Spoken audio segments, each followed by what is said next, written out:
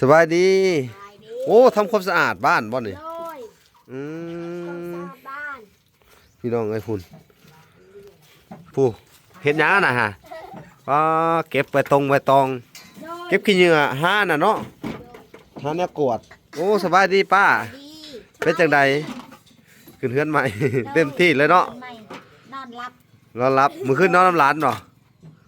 ลูกขึ้นนอนนะไปมานอนไหนฮะกาลูกก็ไม่อยากนอนกันนอนนอนสองคนมีแต่สองคนนะสี่ญาติหรือจังนอนสองคนโดยให้ปอดไว้ละตาจะนอนกันเจออะไรล่ะจะไม่ได้หนาวนอนจนบ่ได้หนาวเก็บทำความสะอาดเด้อบัดเด้อเดินบ้านเฮือนผู้พี่น้องเอ้ยตื่นเช้ามาแล้วก็พากันทำความสะอาดบ้านนี่วานนี่ยังบ่ทันได้ขอบคุณจันซ้ำวานนี่เนาะแบตก็เบิดก่อนไผกับผู้ที่อันบ่ได้ถ่ายต่อพี่น้องเอ้ยไฟดับวานนี่สัญญาณกับบ่มีเลยบ่ได้ลงคลิปพี่น้องเอ้ยเมื่อสิขึ้นน้องเอ้ยตัดภาพมาอยู่บนนอนซะเพิ่นป้าเถอะแม่สอนให้พับที่นอนเอาไว้ในหัวก็ได้เอาไว้ในหัวล่ะไว้หันก็ได้เอา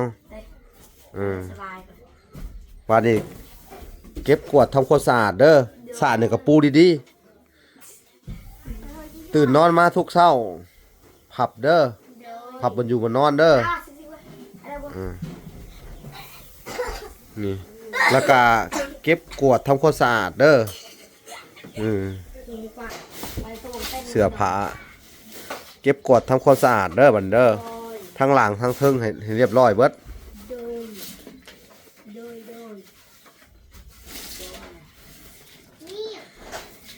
พับได้ละพับได้แปลง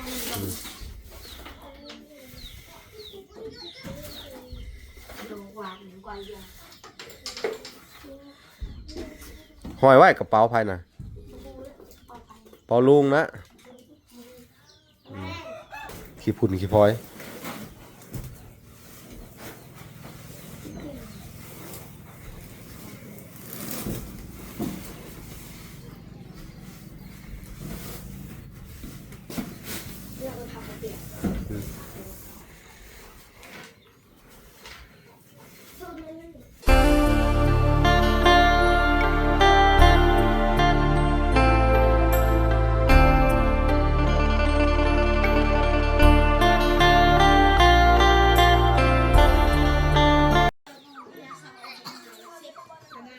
โอเคพี่น้องเอ้ยเนาะกราบสบายดีเนาะพ่อแม่พี่น้องนำเบิดสู่คนพี่น้องเอ้ยกันยินดีเข้าสู่ช่อง YouTube เบาหลาสายบุญคุณธรรมคือเก่าพี่น้องเอ้ยเส้นเก่าเส้นเคยพี่น้องเนาะทักทายสบายดี FC ทางฝั่งไทยและ FC ทางฝั่งลาวและ FC ทางต่างประเทศนำเด้อพี่น้องเอ้ยเนาะที่รับชมเบาหลาอยู่พี่น้องเอ้ยมื้อนี้ก็มาอัปเดตหลังจากขึ้นเฮือนใหม่ของน้องลินดากัญญาพี่น้องเอ้ยตื่นแต่เช้าๆพี่น้องมาอัปเดตเบิ่งเนาะว่าเพิ่นนอนคืนแรกเป็นจังไดพี่น้องเอ้ยขึ้นเฮือนขึ้นซ่านใหม่เนาะทางน้องเพิ่นก็เก็บทำความสะอาดด้านนี่พี่น้องเอ้ยนี่สบายดีโอ้ทำความสะอาดบ้านบ่นี่พี่น้องไอ้พุ่นผู้เฮ็ดหยังน่ะฮะเก็บไปตรงไปตองเก็บขี้เหงื่อห้าน่ะเนาะห้าเนี่ยกวดโอ้สบายดีป้าเป็นจังใดขึ้นเฮือนใหม่ เต็มที่เลยเนาะนอนรับมื้อคืนนอนน้ำร้านเนาะลูกขึ้นนอนนะไปมานอนไหนฮะกาลูกก็ไม่อยากนอนกันนอนสองคนมีแต่สองคนนะ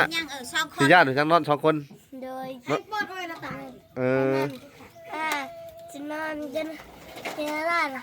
จะไม่ได้หนาวนอนจนบ่ได้หนาวเก็บทำความสะอาดเด้อบัดเด้อเดินบ้านเฮือนผู้พี่น้องเอ้ยตื่นเช้ามาแล้วก็พากันทำความสะอาดบ้านนี่ เป็นจะได้ความรู้สึกขึ้นเฮือนใหม่นี่ ดีใจและ ดีใจหลาย โดยดีใจลายและ บัดนอนได้สะพันอิหยังแหน่บ่ บริพันธ์และ ฮะ บริพันธ์เนาะ เงินว่าอันเทวดาเพิ่นมาบอกเลข ฮะ เพิ่นบ่ได้มาบอกเลขบ่ขึ้นเฮือนใหม่ อันนี้มาบอกเลข นอนรับเลย โดย บ่ได้พันอิหยังเลย บริพันธ์หยัง อือคักแล้วซะ โดย พี่น้องเอ้ยบรรยากาศยามเช้าพี่น้องเอ้ย เก็บนอน2คนไอ้น้องก็ม่วนเนาะเอาไปเทพุ่นเด้อเด้เทในกองกันนะก็ได้ล่ะบรรจุเนาะ เทในนั้นก็ได้ อืม ฮะนี่ก่อน อืม ตะปอก นี่ถังพี่น้องซื้อให้เพิ่นวานนี่เอาเข้าไปใส่ในห้องน้ำเด้ออันหนึ่งเด้อถังเอาเข้าไปใส่2 อันเลยก็ได้พุ่นพังหนึ่งนี่พี่น้องเอ้ยให้เพิ่นเอาเข้าไปใส่ในห้องน้ำ จะให้นาว ฮะ ให้นาว หนาว ยาวมันเป็นกระเป๋า จักเว่าอีหยัง ทางเต้นมันก็มาเอาแหละพี่น้องเอ้ยบัดนี้นี่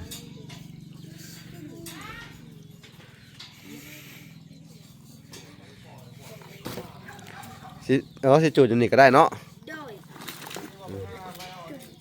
ไม่ใช่เลย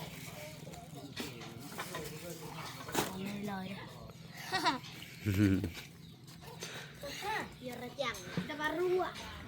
ได้ขึ้นเฮือนใหม่แล้วพี่น้องเอ้ยเมื่อคืนนี่ก็นอนสบายดีอยู่พุ่นว่านอนห้องหลายคืนนี่ นั่นขึ้นนี่เขา ห้องนี้บ่ โดยไม่เอาเขาแบบ ฮะ เอาอะไรกินข้าวเงินป้า อืมแต่ว่ากินข้าวเฮือนป้าแต่มานอนพี่เนาะก็กินน้ำเหล้าคือเก่าแหละเด้อ โดย อืมพี่น้องเอ้ย ไม่เอกจอขอบขนแซงลูกเด็กไปทับยางกันนอนช่วยฟังกับได้ก็ได้ขาดหน่อย นอนรับจักโมงคืนนี่ ฮะ รับจักโมง โมงฮู้และจักโมงจะ3 โมง ว่าจันว่าตื่นเต้นแห้งว่านอนบ่ค่อยรับบ่เลยได้ ฮะ นี่เพิ่นว่านอน3 โมงพุ่นน่ะตื่นเต้นแห้งว่านอนเฮือนใหม่ ฮู้และจักโมงแล้ว อืม ไปเต้า เก็บตังค์ให้เพิ่นเพิ่นก็มาเก็บอันเต้นน่ะพี่น้องเอ้ย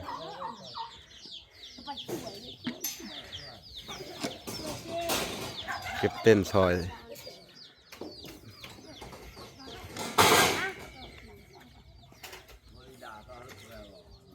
มวยกันต่างขึ้นไปขี่เอาไม่เลยหยอกมันไม่เลยขี่ไปคนยังไง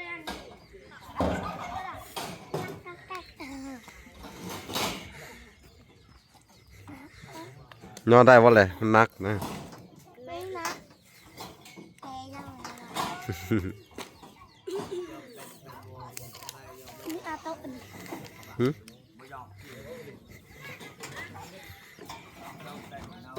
แม่ดอกเรือมันจะงวง เอาไว้ให้เพิ่นย่อก็ได้มันย่อบ่ได้ เจอได้ มันหนักแล้วเพิ่นสิเก็บเอง เจอฉัน บัดนี้ก็สิได้เมียนเครื่องเมียนของที่ซื้อมาพี่น้องเอ้ยที่ซื้อมาให้เพิ่นเมื่อวานนะกระติกก็ใส่อันตักน้ำให้แขกกินได้ผู้ดีเลยพี่น้องเอ้ยทางเวลาซื้อมาให้เพิ่นวานนี่ก็เป็นเงินของทางเอ้ยจันเด้อเมื่อวานนี่ยังบ่ทันได้ขอบคุณเอ้ยจันซ้ำเมื่อวานนี่เนาะแบตก็เบิดก่อน ให้กับผู้ที่อันบ่ได้ถ่ายต่อพี่น้องเอ้ย กระต่าย ไฟดับเมื่อวานน่ะสัญญาณกับบ่มีเลยบ่ได้ลงคลิปพี่น้องเอ้ยเบิ่งสิขึ้นเบิ่งถึงเฮือนเพิ่นก่อนพี่น้อง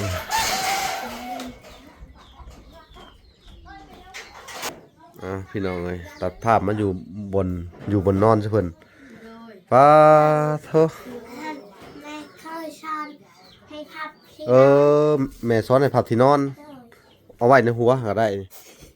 เอาไว้ในหัวล่ะ เออไว้หันก็ได้เอาสบายไป วันนี้เก็บกวาดทำความสะอาดเด้อสะอาดเนี่ยกับปูดีๆตื่นนอนมาทุกเช้าพับเด้อพับบนอยู่บนนอนเด้อนี่แล้วก็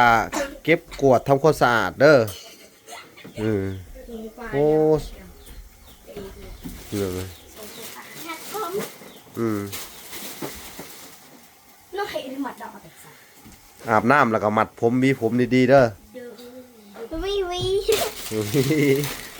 อันน่ะจะหน่อยกับไปเข้าโรงเรียนแล้วเปิดเทอมจะหน่อยนี่เด้ออลินดาเปิดเทอมที่2พี่น้องไงทั้งเมืองพี่น้องผู้ใหญ่เพิ่นพาเงินมาแล้วจังสิได้ไปพาเพิ่นไปซื้ออันน่ะเสื้อผ้าเก็บกวาดทำความสะอาดเด้อบัดเด้อทั้งหลังทั้งเทิงให้เรียบร้อยเบิด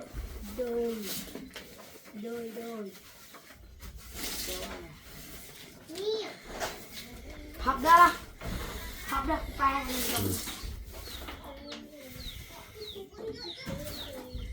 ดูกว่าหนึ่งกว่าเยอะ ห้อยไว้กระเป๋าภายน่ะเป๋าลุงนะ ที่ตาคนกระเป๋า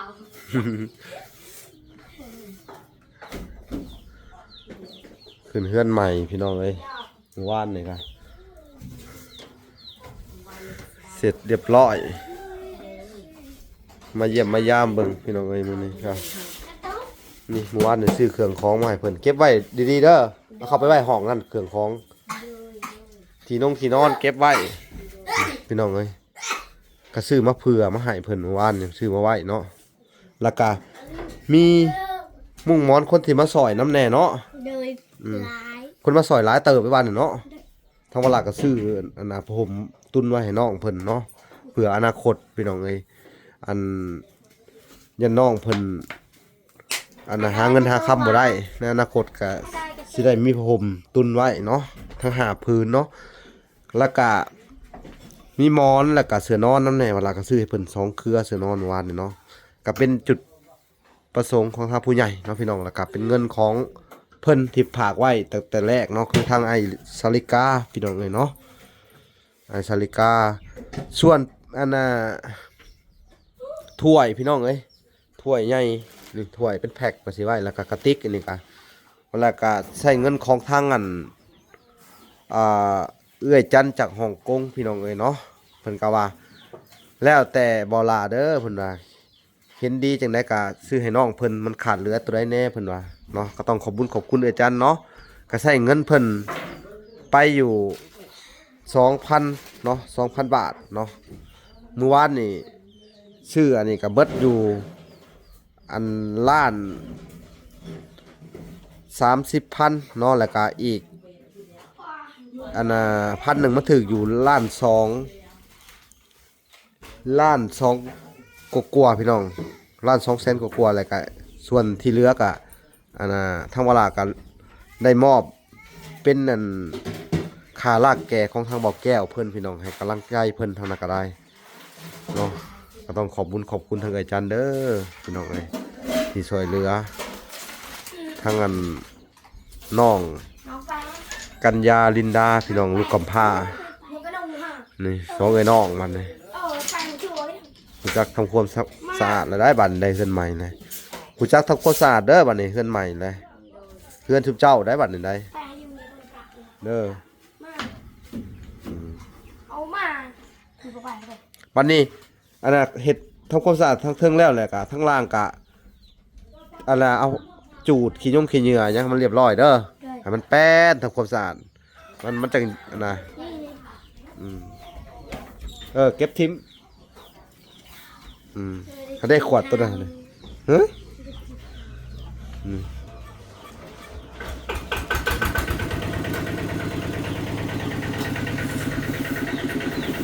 ทองเลย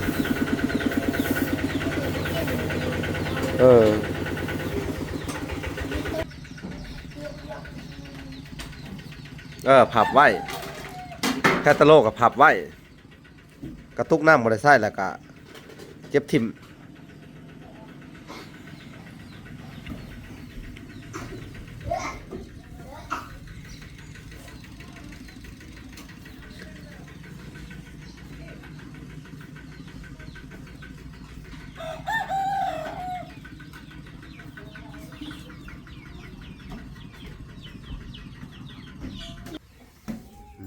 พี่น้องตัวนี้น้ำแน่นนี่ตื่นเช้ามากอะทำความสะอาดเฮือนซานเนาะนินดาเก็บขวดให้มันเรียบร้อยพับไปดีๆนะอันนี้กาเอาไว้ดีๆตัวนี้กา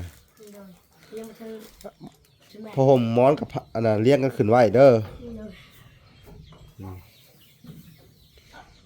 กระติกน้ำพี่น้องเอ้ยเครื่องใส่ในครัวเฮือนเพิ่นพี่น้องเอ้ยแนวจำเป็นตื่นนอนมาหลักกับพับต้นนี้พอห่มใหม่ว่าต้นนี้อันนี้ไรผมไม่น้อยว่าซื้อให้ต้นนี้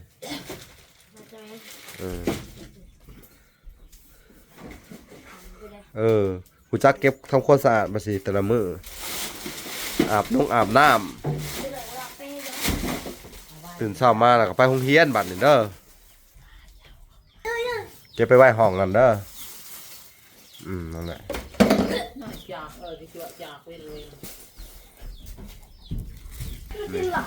เอามาไว้ห้องเลยพี่น้อง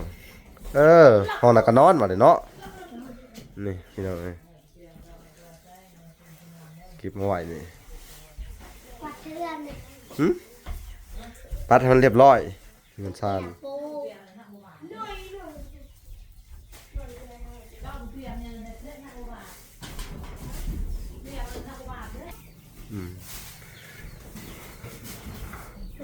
ปัดออกขี้พุ่นขี้พลอย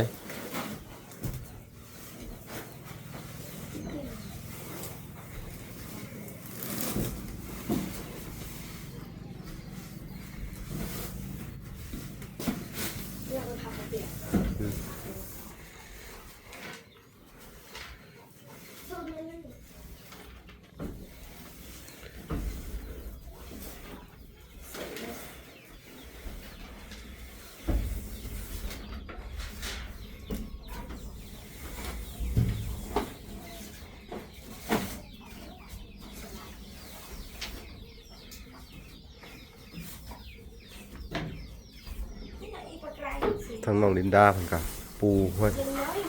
สาดต้นนี้วางเนาะ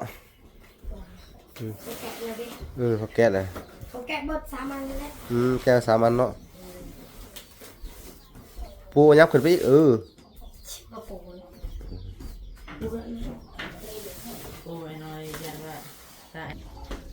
ก็คือว่า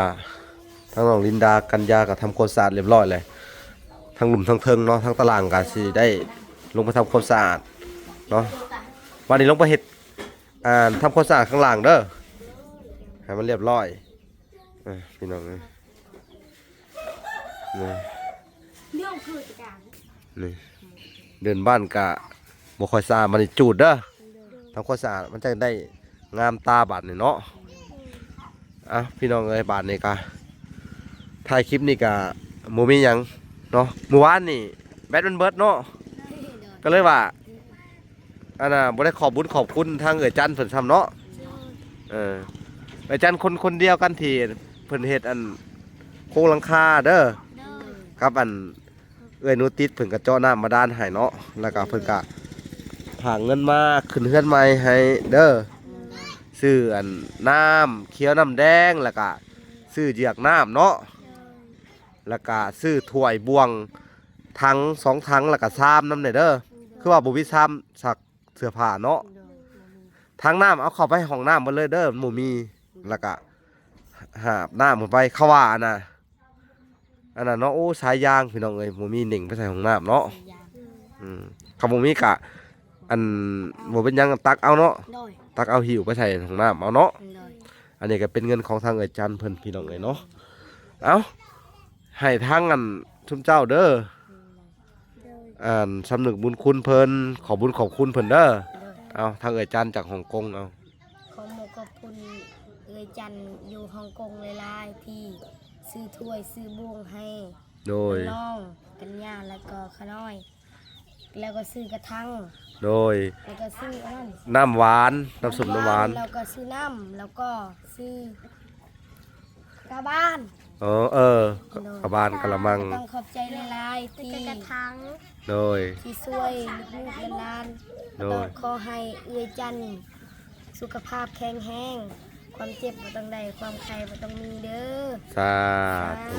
เอา ให้เพิ่นอยู่ดีมีแห้งให้ร่ำให้รวย สา หาเงิน ธุ หาคำก็ให้ได้ สา สม ธุ ความปรารถนาเด้อ สาธุเด้อเอาดีมกดีใจนำเด้อสู่เด้อบัดนี้เด้อเป็นคนดีเด้ออันนั้นเห็นว่าผู้ใหญ่เพิ่นโทรมาเพิ่นว่าให้จำเป็นคนดีคือเพลงเป็นคนดีที่ตั้งใจไว้ แล้วก็ดูแลเฮือนซานให้มันสะอาดเด้อหลังจากขึ้นเฮือนใหม่แล้วก็ตะลุมตะลางก็บ่ให้มันมีขี้เหงื่อขี้ยุว่าสิหน้าพอกหน้าพ้นมันก็เป็นกระโปกกระแป้งพวกกระโปกพอกผ้านี่น้ำค้างมันจะเกิดยุงอหย่างเนาะ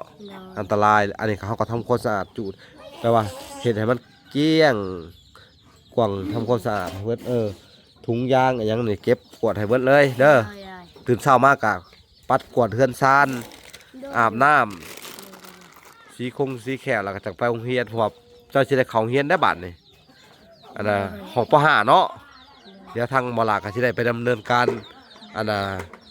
อนุญาตทางอำนวยการโรงเรียนเด้อแล้วก็สิพาเจ้าไปเข้าโรงเรียนต่อเนาะป .5 พอได้ใบประกาศป .5 แล้วจึงขึ้นม .1 บัดนี่เนาะแต่ว่ากันยานี่ต้องเรียนอยู่นี่ก่อนเนาะเรียนอยู่โรงเรียนเท่านี้ก่อนเนาะโอเคพี่น้องเอ้ยคลิปนี้ก็ต้องขอบคุณทางผู้ใหญ่ฮะ อันไปเรียนอยู่